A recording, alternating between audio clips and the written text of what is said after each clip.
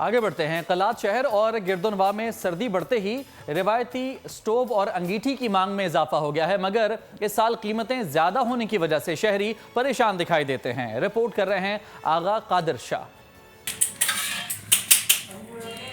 قلات ملک کے سرد ترین شہروں میں شمار ہوتا ہے۔ یہاں دسمبر کے مہینے سے لے کر مارچ تک درجہ حرارت نقطہ انجماد سے نیچے ہوتا ہے۔ سردی بڑھتے ہی سوئی گیس مکمل طور پر غائب ہو جاتی ہے، جبھی شہری مجبوراً اسٹروک اور انگیٹھی میں آگ جلا کر گزارا کرتے ہیں۔ لیکن رواں سیزن مہنگائی نے عوام سے یہ نعمت بھی چھین لی ہے۔ سوئی گیس کئی سالوں سے بند ہے، بجلی کی طویل 16 گھنٹوں کی لوڈ شیڈنگ روز ہو جاتی ہے۔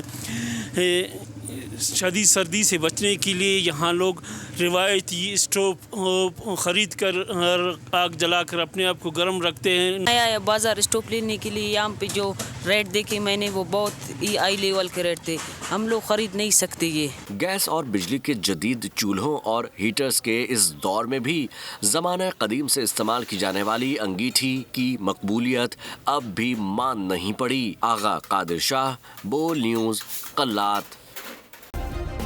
سبسکرائب کریں اور بیل دبائیں تاکہ کوئی خبر رہ نہ جائے۔